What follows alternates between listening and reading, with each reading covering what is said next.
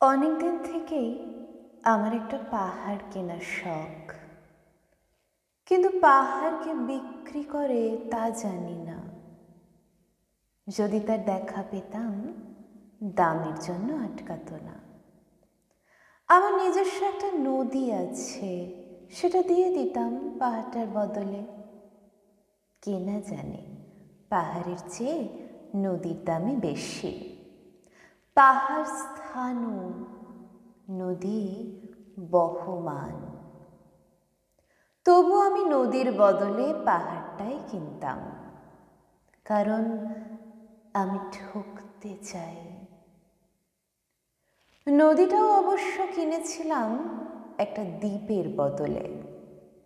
ছোটবেলায় আমার বেশ ছোট্টখাট্টো ছিমছাম একটা দ্বীপ ছিল, সেখানে অসংখ্য প্রজাপতি। শৈশবে দ্বীপটি ছিল আমার বড় প্রিয়। আমার যৌবনে দ্বীপটি আমার কাছে মাপে ছোট লাগলো। প্রবহমান ছিপছিপে তন্বী নদীটি বেশ পছন্দ হলো আমার। বন্ধুরা বলল, ওইটুকু একটা দ্বীপের বিনিময়ে এত বড় একটা নদী পেয়েছিস, খুব জিতেছিস তো। তখন জয়ের আনন্দে আমি বিহ্বল হতাম। তখন সত্যিই আমি ভালোবাসতাম নদীটিকে। নদী আমার অনেক প্রশ্নের উত্তর দিত, যেমন, বলতো আজ সন্ধেবেলা বৃষ্টি হবে কি না।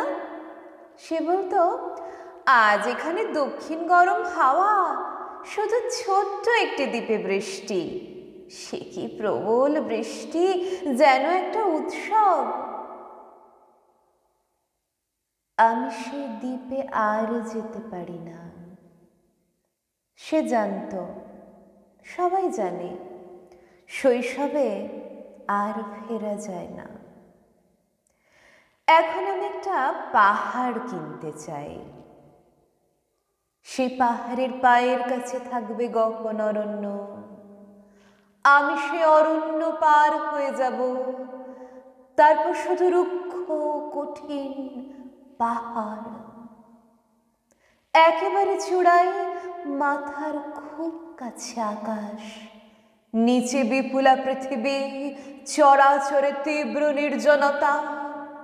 আমার কণ্ঠস্বর সেখানে কেউ শুনতে পাবে না। আমি ঈশ্বর মানি না, তিনি আমার মাথার কাছে ঝুঁকে দাঁড়াবেন না। আমি শুধু 10 দিককে উদ্দেশ্য করে বলবো, প্রত্যেক মানুষই অহংকারী। এখানে আমি একা, এখানে আমার কোনো অহংকার নেই। এখানে জয়ী হবার বদলে ক্ষমা চাইতে ভালো লাগে। হে 10 দিক, আমি কোনো দোষ করিনি, আমাকে ক্ষমা করো, আমাকে ক্ষমা করো।